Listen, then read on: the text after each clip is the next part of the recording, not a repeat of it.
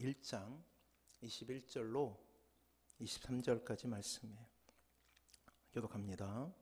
아들을 낳으리니 이름을 예수라 하라. 이는 그가 자기 백성을 그들의 죄에서 구원할 자이심이라 하니라.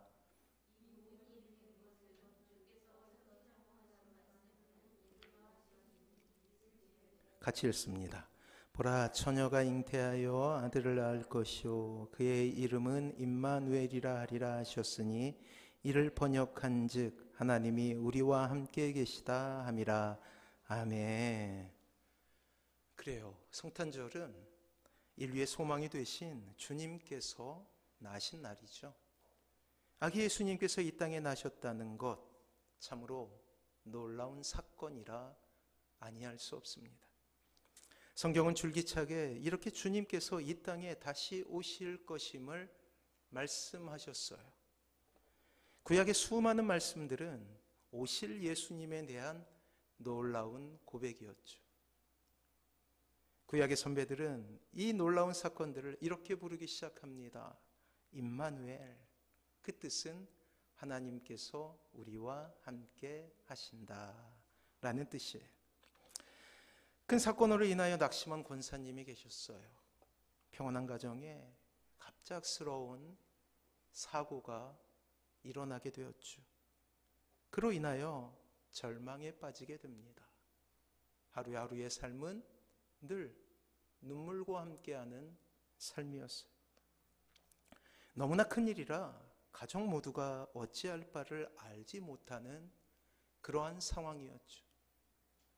목회자인 저 역시 특별하게 무엇인가를 해줄 수 없다라는 그러한 좌절과 무기력감에 빠질 수밖에 없는 그러한 엄청난 사건이었어요. 그래서 할 수 있는 일이라고는 그 옆에 앉아서 가만히 손을 잡고 같이 한동안 울어주는 일이었습니다. 나중에 그 권사님으로부터 감사의 인사를 받으며 목사님이 손을 잡아주시니 100마디 설교보다 더 큰 힘이 되었습니다라는 그러한 고백을 들을 수 있었습니다. 사랑하는 성도 여러분, 누군가 어려울 때, 아플 때, 눈물을 흘릴 때 옆에 함께하여 준다는 것, 그 공간 자체가 누군가에는 큰 위로와 힘이 된다라는 거예요. 그래요. 생각만 해도 마음이 든든해지고 가슴 벅찬 단어가 있어요. 때로 인생의 어두운 길을 갈 때에 안내자와 같이 우리의 심장을 다시 뛰게 하는 놀라운 언어예요. 기나긴 인생을 살아가며 홀로 이 길을 가는 것이 너무나 버겁고 힘들다고 느낄 때가 참으로 많죠. 그런데 간혹 만나게 되는 이 단어는 늘 우리에게 힘이 되고 용기를 줍니다.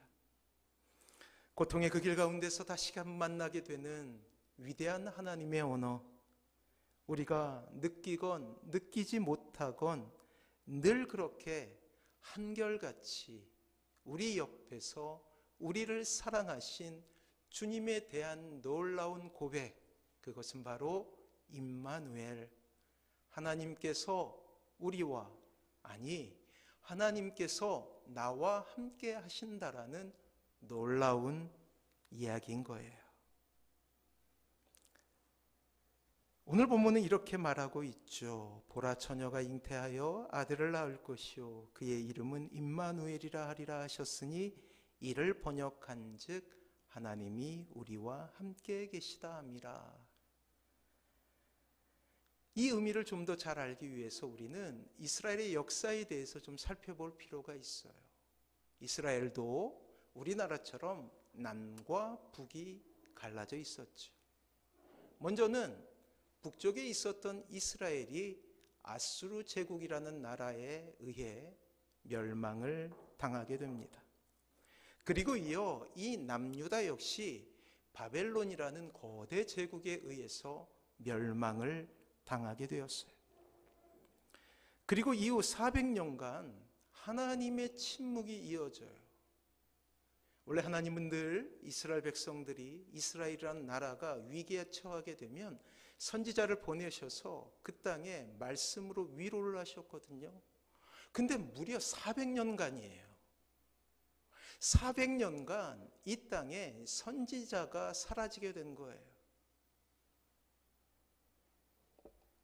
말라기 선지자 이후, 이 말라기 선지자는 이스라엘 민족에 있어서 마지막 선지자인데 그 이후 400년 동안 이스라엘에 하나님의 말씀이 사라지게 되었더라고요.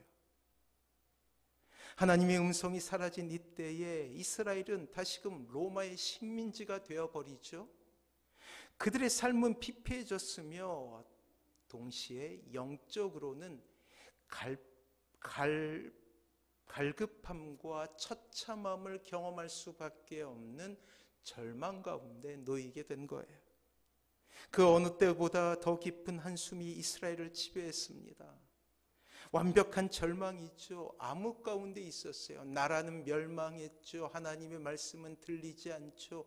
소망의 목소리는 사라져버렸죠. 그 어디에도 희망이라는 단어를 살펴볼 수가 없었어요.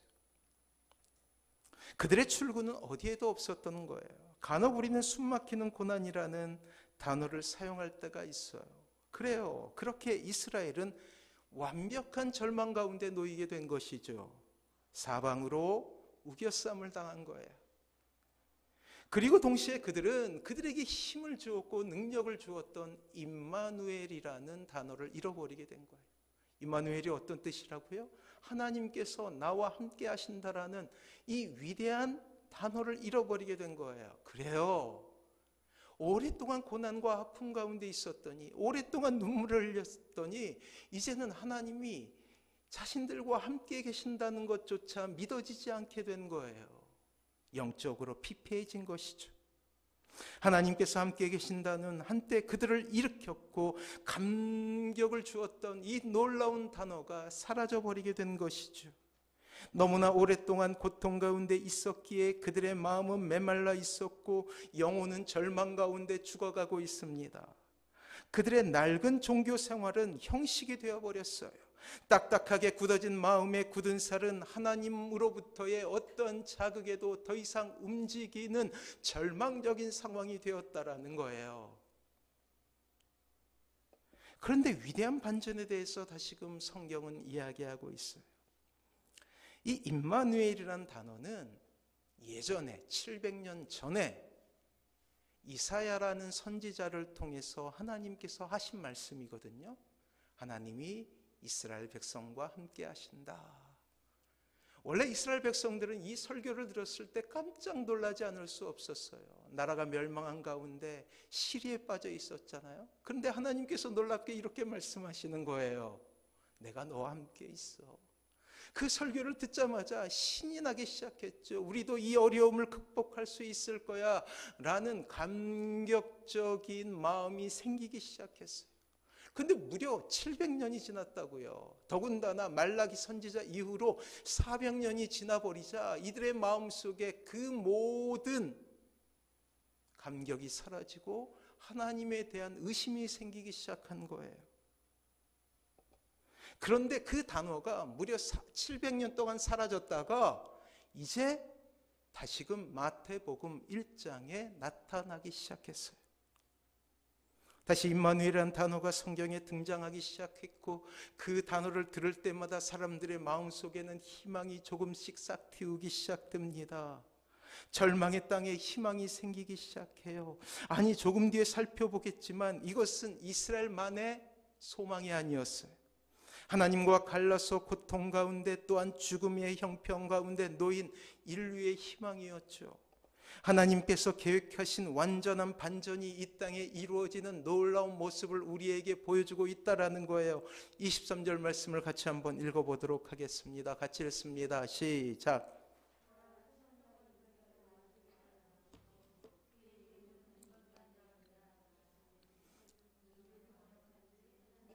우리와 함께 계시다 함이라. 그래요. 마음속에 있었던 단어가, 그저 설교로만 들었던 단어가 이제 우리의 삶 가운데 보이게 된다라는 의미죠. 성육신의 의미가 되어서 강력하게 이 땅에 선포되고 있는 거예요. 성육신 조금 어려운 말이죠. 하나님이 이 땅에 육신을 입고 오셨다라는 거예요. 옛날에는 하늘에 계신 하나님 이렇게 불렀다면 이제는 우리의 눈에 보이는 거예요. 손으로 만질 수 있게 된 거예요. 이사야는 입으로 예언했지만 그 말씀이 이제 이 땅에 실현된 거예요. 의심하고 절망하고 좌절하고 낙심하고 실패했다고 그렇게 선언했던 그들의 눈에 예수 그리스도, 특별히 아기 예수님이 눈으로 보이게 된 거예요. 지금까지 상상 속에서만 그려졌던 일, 아니 마음속의 교훈으로만 깨달았던 그 일이 이제 그들의 눈을 통해서 보여지게 된 거예요. 손으로 만져지고 있다라는 거예요. 임마누엘, 하나님께서 함께 계신다라는 단어는 어쩌면 그들에게는 설교였을 거예요. 물론 이 설교만으로도 그들은 힘을 낼 수 있었어요. 하지만 700년간의 시간이, 말라기 이후로 400년간의 시간이 그들의 마음을 딱딱하게 굳어지게 했죠. 그리고 더 이상 그 하나님의 말씀에 반응할 수 없었어요. 수많은 어려움들이 찾아왔거든요. 가슴 아픈 일들이 그들의 마음을 딱딱하게 만들어 버렸거든요. 그래서 임마누엘이라는 단어가 그들의 귀에 들려도 그들은 믿지 않았어요. 더군다나 그들의 마음속에서는 아무런 감동도 일어나지 않았어요. 그러나 놀랍게도 다시금 그 말씀이, 임마누엘이라는 단어가 그들의 마음을 움직이기 시작한 거예요. 그래, 나의 눈에 보이지, 내가 만질 수 있지라는 이 놀라운 경험을 하며 그들은 다시금 희망이란 단어를 떠올리고 하나님의 놀라운 사랑이란 단어를 회복하기 시작했다라는 거예요. 그래요, 실제로 하나님께서 이 땅에 직접 육신의 몸을 입고 오시는 그런 놀라운 모습으로 성취되고 있다라는 것이죠. 이스라엘의 절망은 하나님께서 자신들과 함께 하시지 않는다라는 영적인 고통이라고 지난주에 말씀드렸죠. 우리가 이 땅을 살아가면서 고난을 당한다라고 말할 때는 두 가지 고통이 있어요. 첫 번째는 육신의 고통이에요. 고난 자체가 우리에게 주는, 때로는 고독감이고, 때로는 통증이고, 때로는 아픔이고, 때로는 배신감이고, 때로는 외로움이고, 때로는 고독이고, 이거는 육신이 받게 되는 고생과 고통이에요. 또 다른 고난이 있으니 그것은 영적인 고통이에요.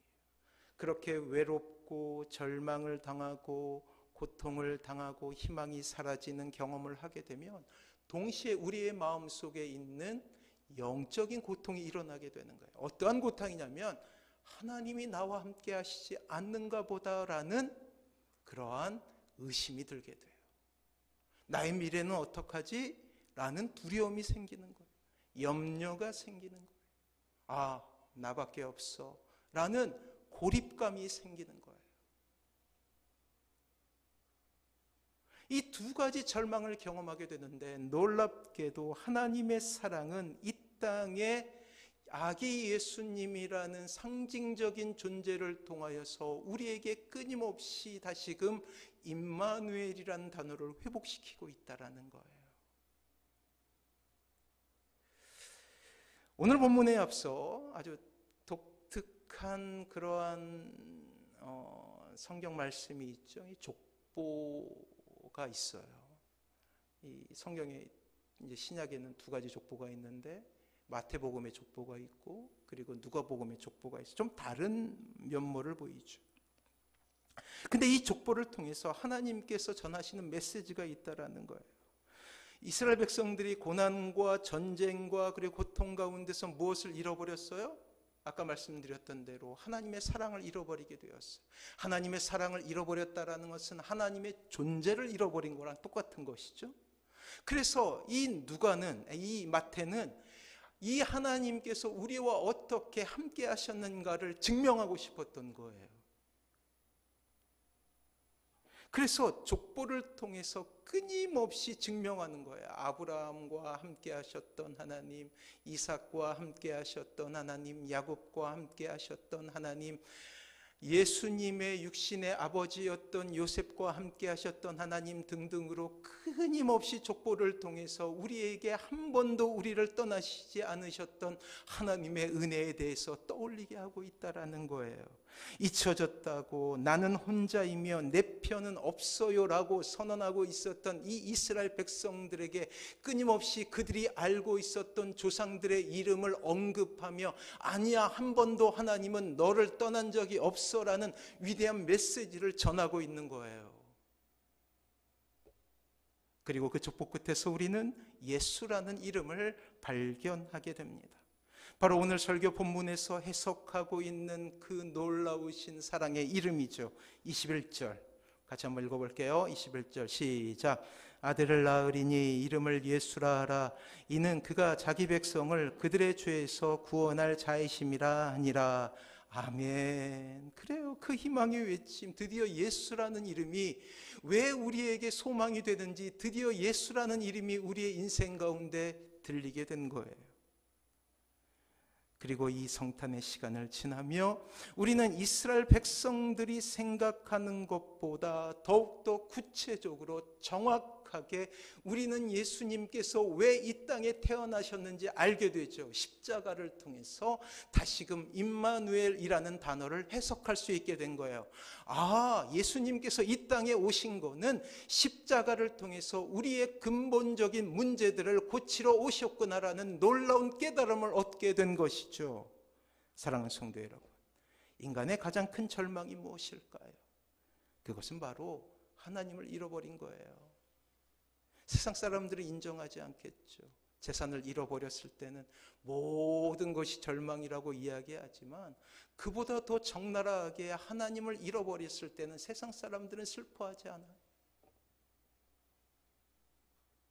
그리고 인간에겐 하나님께로 나아갈 수 있는 그 어떤 능력이나 방법도 사라지게 되었어요.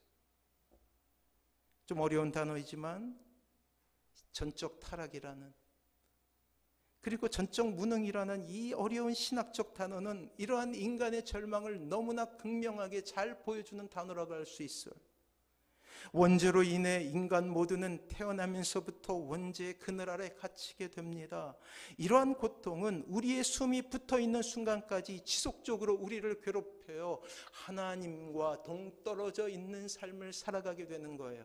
하나님을 의식하지도 못하고 하나님을 알려고도 하지 못하는 영혼의 고통과 그리고 고난 가운데 있으면서도 자기가 불행하다라고 여기지 못하는 상태로 있는 것이죠. 왜 이런 고통이 찾아왔는지, 왜 이런 절망이 나의 인생 가운데 있게 되었는지 도무지 해석할 수 없는 답답한 상황에 놓인 인생의 절망을 표현하고 있다라는 거예요. 이것이 바로 무시무시한 인간의 전적인 무능력이에요. 하나님께로 갈 수 없는 것. 하나님을 찾아갈 힘도 능력도 없습니다. 이것이 바로 인류의 절망이에요. 이러한 절망을 벗어날 수 있는 유일한 해결책은 한 가지밖에 없죠. 우리가 가지 못하니까 어떻게 하셔야 돼요? 하나님께서 이 땅에 오셔야 되는 거예요.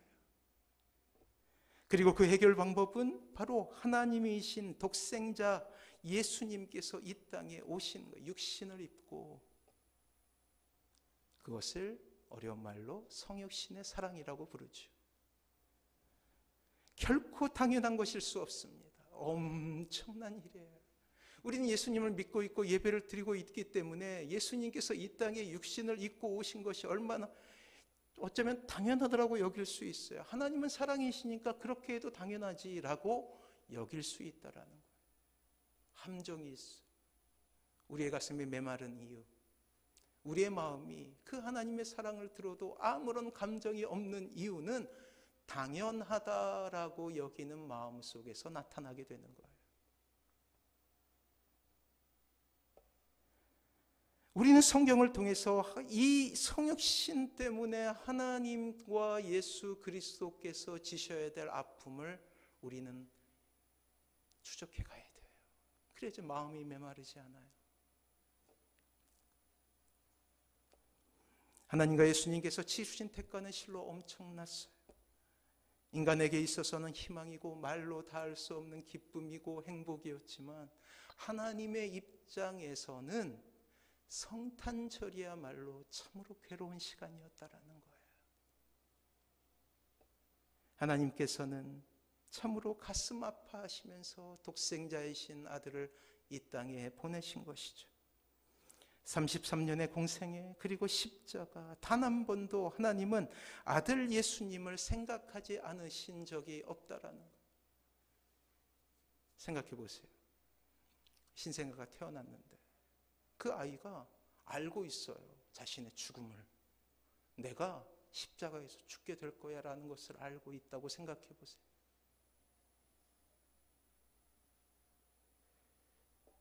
이것이 바로 저와 여러분들이 받은 사랑이죠. 하나님께서 치르신 대가이죠. 자, 인간 세계에서도 이것을 어림짐작할 수 있게 돼요. 한 가정이 탄생하게 돼요. 한 남자와 한 여자가 만나서 결혼을 하게 되죠. 그리고 선물처럼 한 아이가 가정에 주어지게 됩니다. 비로소 부부는 알게 돼요. 자녀를 품게 된 아비와 어미의 마음을 말이에요. 10개월을 뱃속에 생명을 품고 고통스러운 출산의 과정을 거치게 되지요. 이제 부모와 자녀는 하나의 생명이 되게 되는 거예요. 자녀의 아픔은 부모의 아픔이고 자녀의 실패는 고스란히 부모에게 슬픔이 되는 것이죠. 자녀의 기쁨은 이제 부모의 기쁨이 되고 자녀의 승리는 부모의 승리가 돼요. 그래요. 정서적으로 하나가 된다라는 거예요. 근데 약간 시간차가 있어요. 이 자녀들이 알기까지는 좀 시간이 걸려요. 그래서 부모는 자신의 부모가 자신을 얼마나 사랑하게 됐는지를 자신의 몸으로 한 아이를 낳았을 때 더 깊이 깨닫게 되는 거예요. 아, 나의 부모가 이렇게 나를 사랑하셨구나. 내가 자녀를 낳아보고 나서야 그때 깨닫게 되는 거예요.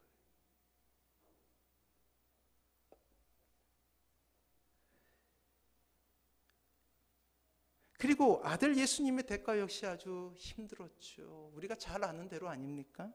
빌립보서는 주님께서 이 땅에 오신 그 경이로운 기적을 이렇게 표현하고 있어요. 자, 빌립보서 2장 5절 말씀 우리 같이 한번 읽어볼게요. 같이 읽습니다. 시작.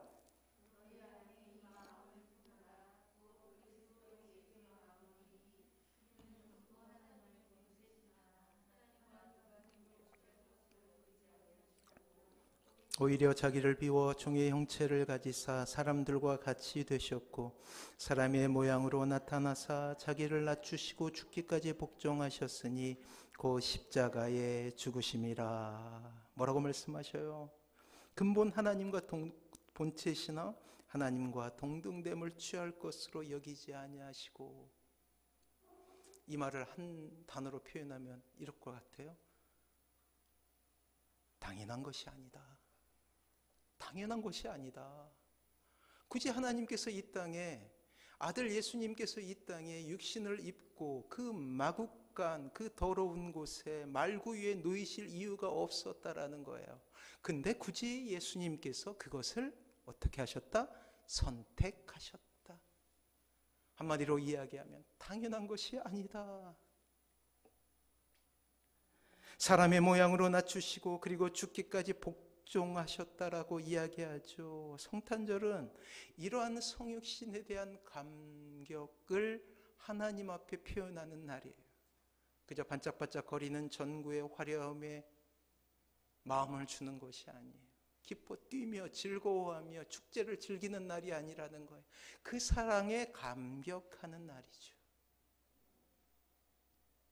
인간의 유한함 속에 갇힌 예수님의 고통은 말로 다 할 수 없는 것이에요. 제가 대학교 다닐 때 이제 역사를 배웠던 학과를 다녀서 고적답사를 했어요. 고적답사를 할 때 이제 대전에 있었던, 충청도에 있었던 독립기념관을 갔거든요. 독립기념관을 가서 제가 이렇게 너무나 인상 깊게 봤던 것이 있어요. 이 독립기념관에 가면은 우리의 순국 선열들이 그리고 독립운동을 하셨던 분들이 어떻게 고문을 당했는가를 재현해 놓은 그러한 당이 있었어요. 그곳에서 가장 고통스럽다고 여겼던 그러한 형틀이 있었더라고요. 뭐 수많은 고문의 방법이 있죠. 생으로 손톱을 뽑기도 하고, 그리고 이게 의자에 육신을 묶어가지고 정강이를 나무로 쳐서 부러뜨리기도 하고. 근데 그것을 설명해 주는 그러한 분에 의해서 제가 들었던 가장 큰 고통의 형틀을 알게 되었어요. 그게 뭐냐면 작고 비좁은 그러한 장을 하나 만드는 거예요. 그리고 사람을 그곳에 가두는 거예요. 그곳은 앉을 수도 없고 일어설 수도 없어요. 그냥 서서만 있어야 되는 거예요. 생리현상을 그곳에서 해결해야 되고, 얼마나 괴롭겠어요. 움직일 수 없다는 것이. 물론 등가 이렇게 같은 의미로 볼 수는 없겠지만, 그보다도 무한하신 하나님이 이 땅의 육신, 특별히 아기 예수님이라는 육체에 갇힌 것은 그보다 훨씬 더 큰 고통이라는 거예요. 어렴풋이 그런 비유를 통해서 우리는 알 수 있게 되는 것이죠. 전지전능하신 분이고 이 땅을 만드신 분이 육신에 갇히게 된 거예요. 우리와 똑같이 배고프기도 하고 우리와 똑같이 아프기도 하셨던 거예요. 십자가의 고통이 그대로 전달되기도 했다라는 거예요. 그리고 그 사랑의 정점에서 우리는 십자가를 만나지 않습니까? 예수님의 순복이죠. 순종하고 복종하는 것이죠. 그 주님께서 어디에 계신다고요? 나와 함께 계신다고요. 내가 눈물을 흘릴 때, 내가 외롭다고 그렇게 고백할 때, 원망할 때도 나를 떠나지 않으시고 한 번도 나를 떠나지 아니하시고 여러분들과 함께 계신다라는 거예요. 사랑하는 자녀들과 함께 계신다라는 거예요.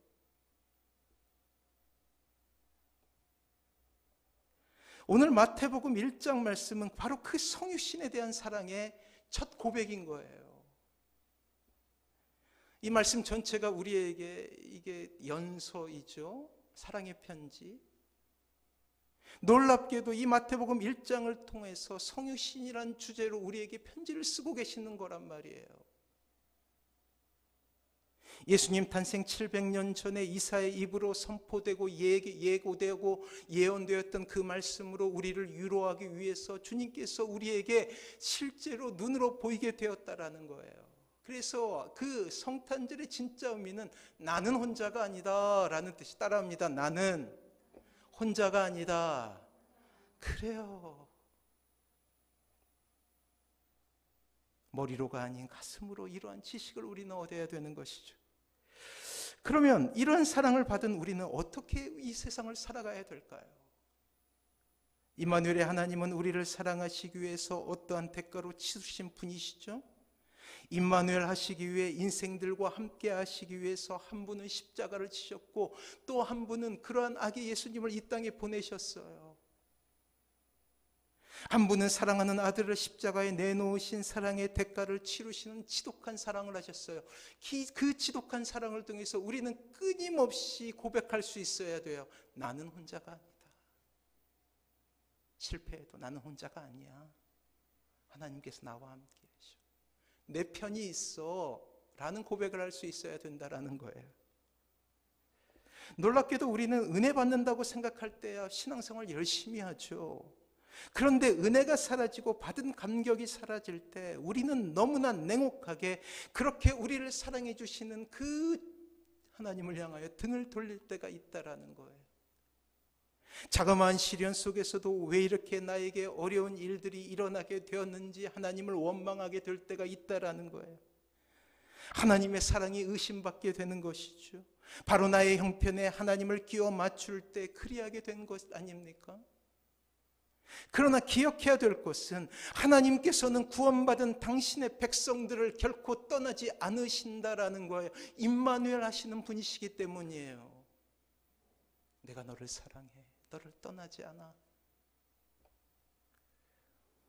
인생이 겪는 많은 시험과 고난들은 인간이 마음속에 품게 되는 두려움 때문에 일어나게 되는 거예요. 두려움. 그때 임마누엘, 항상 우리와 함께 하시는 하나님에 대한 지식은 놀랍게도 우리를 그러한 두려움 가운데서 벗어나게 해줄 수 있는 놀라운 능력이 되죠. 나는 혼자가 아니야 라고 고백할 수 있는 그러한 이유가 된다라는 거예요. 아무리 풍랑이 우리의 인생 가운데 몰아쳐 올지라 할지라도 두렵지 않게 하는 그 사랑에 가슴 벅차하며 내가 이길 수 있다라는 소망을 품게 하는 위대한 지식이 되어서 여러분들을 살려낼 수 있는 유일한 방편이 된다라는 거예요. 이 코로나19를 지나가는 이 땅의 모든 사람들에게 다시금 성탄절이라는 절기를 통해서 하나님께서 그 마음속에 새겨주고 싶은 그런 메시지 역시 이거예요. 내가 너희들과 함께한다. 사도 바울은 이렇게 고백했어요. 로마서 8장 35절 말씀을 같이 한번 읽어볼까요? 로마서 8장 35절 주보에 있어요. 마음속에 새기면서 같이 한번 읽어봅니다. 시작. 누가 우리를 그리스도의 사랑에서 끊으리요? 환난이나 곤고나 박해나 기근이나 적신이나 위협이나 칼이랴. 끊을 수 없다. 자, 곧 이어서 8장 38절과 39절을 같이 한번 읽어볼게요. 같이 읽습니다. 시작. 내가 확신하노니 생명이나 천사들이나 권세자들이나 현재 일이나 장래 일이나 능력이나 높음이나 기쁨이나 다른 어떤 피조물이라도 우리를 우리 주 그리스도 예수 안에 있는 하나님의 사랑에서 끊을 수 없으리라. 따라합니다. 나는 혼자가 아니다 라는 메시지인 거예요. 실패해도 좌절해도 절망해도 그 당시를 한번 떠올려 보세요. 많은 사람들이 원형 경기장에서 죽어가고 있는 상황이었어요. 그때 그들의 마음속에 어떠한 좌절이 옵니까? 나도 그렇게 죽을 수 있다. 염려, 두려움이 생기잖아요. 그때 하나님께서 이렇게 말씀하시는 거예요. 사랑해서 끊을 수 없다. 내가 너와 함께 할 거야. 심지어 네가 목숨을 잃는다 할지라도 내가 너와 함께 할 거야 라는 위대한 메시지인 거예요. 그러니까 이스라엘 백성들이, 특별히 신자들이 원형 경기장에서 죽으면서도 하나님을 찬양할 수 있었던 거예요. 하나님의 이름을 부를 수 있었던 거예요. 감사하며 웃으며 사자의 밥이 될 수 있었던 거예요. 왜요? 임마누엘 되신 하나님을 믿고 있었기 때문이죠. 오늘 여러분들은 어떤 고난을 겪고 계십니까? 어떤 외로움 속에 있습니까? 이 말씀을 믿으십시오. 임마누엘, 나는 혼자가 아니야. 그렇다면 더 나아가 이 시간 임마누엘 되신 하나님을 믿는 우리가 어떻게 이 세상을 살아가야 하느냐 말이에요. 하나님이 함께 하시는 인생은 과연 어떤 삶이어야 될까요? 미국 샌프란시스코의 로드 알데 힐이라는 작은 마을에 존이라는 그러한 집배원이 있었어요. 그는 젊었을 때부터 마을 부근에 50마일을 걸어서 이제 우편물을 전달해주는 그런 집배원이었어요. 어느 날 존은 마을로 이어진 거리에서 모래먼지를 맡게 됩니다.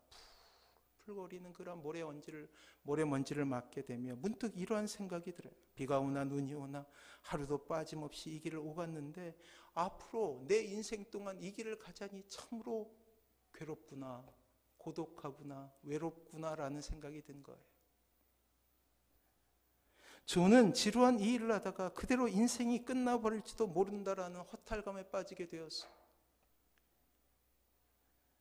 불도 꽃도 한 송이 피지 않는 이 황폐한 거리를 걸으며 존은 깊은 우울감에 빠지게 됩니다. 언제까지 내가 일해야 되지?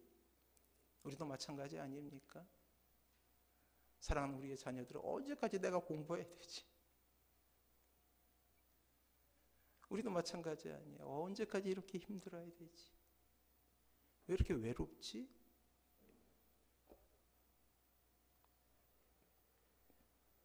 그때 주님의 음성이 들린 거예요. 기도하다가 주님께서 이렇게 말씀하십니다. 무의미한 그 일을 의미와 가치 있는 일로 바꿀 수는 없겠니? 라는 주님의 음성이 들린 거예요. 그는 생각합니다. 어떻게 가치 있는 일로 바꿀 수 있을까? 할 수 있는 일이라는 것은 그 황량한, 그 황폐한 거리를 왔다 갔다 하는 것뿐이잖아요. 근데 놀랍게도 아이디어가 떠오른 거예요. 무릎을 탁 치며 혼잣말로 중얼거립니다. 하나님이 이왕 나에게 주신 일 기쁘게 한번 해보자. 아름답고 가치 있는 일을 창조하며 한번 해보자 라는 생각이 들게 된 거예요. 다음 날부터 그는 돌아다니면서 들꽃의 씨앗들을 모으기 시작해요. 그리고 주머니에 넣었어요. 그리고 거리를 지나가면서 조금씩 그 씨앗들을 뿌리게 됩니다. 하루를 뿌리고 이틀을 뿌리고. 그는 꽃씨를 뿌리는 일을 하루도 쉬지 않고 계속했어요. 무려 15년간이나. 콧노래를 흥얼거리며 우편물을 배달하게 되었어요. 예전엔 지겹고 실증나고 정말로 하기 싫었던 그러한 일이 이 들꽃 씨앗을 뿌리는 그러한 작은 행동의 변화를 통해서 기쁜 일이 되어버린 거예요. 그리고 놀랍게도 점점 그가 다니는 길 양쪽에는 노란 꽃, 빨간 꽃, 봄에 피는 꽃, 여름에 피는 꽃, 가을에 피는 꽃으로 그렇게 붉게 그리고 노랗게 물들기 시작했다라는 거예요. 그 꽃을 바라보며 조는 더 이상 자기의 인생이 허탈하다라고 여기지 않습니다. 무려 50여 마일 울긋불긋 화려한 꽃길은 천국길 같았고 휘파람을 불며 우편 배달하는 그의 모습은 한 폭의 천국 풍경화처럼 보이게 된다는 거예요. 그리고 많은 사람들이 그 길을 지나다니면서 즐겁게 행복하게 노래를 부르면서 그 길을 지나갈 수 있게 돼요. 존만 행복한 것이 아니라 주위에 있었던 모든 사람들도 행복하게 만드는 놀라운 일이 일어나게 되는 기적이죠.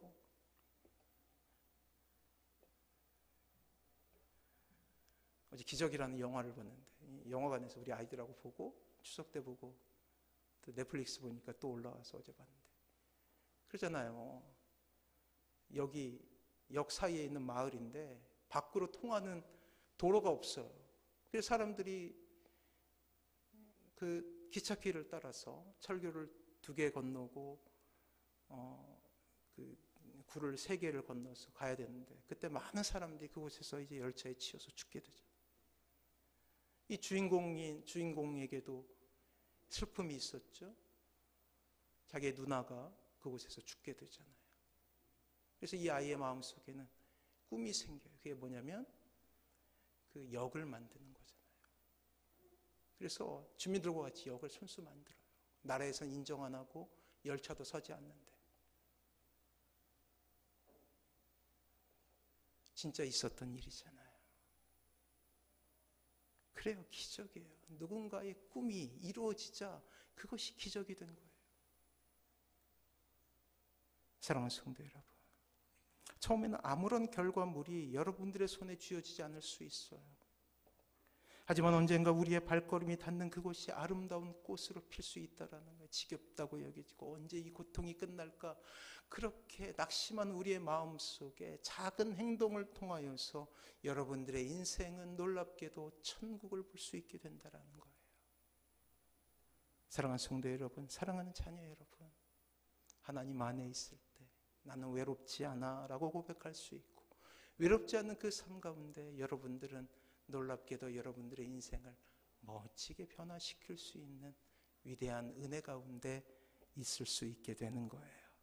어느새 가정이 하나님의 나라가 되고 이 굴곡많은 악한 이 세상이 하나님의 나라가 되는 우리 아이들이 자라 청년이 되는 바로 그 세상이 하나님의 나라가 되고 기뻐할 수 있고 행복하다 고백할 수 있는 놀라운 기적이 우리의 인생 가운데 일어나게 된다라는 거예요.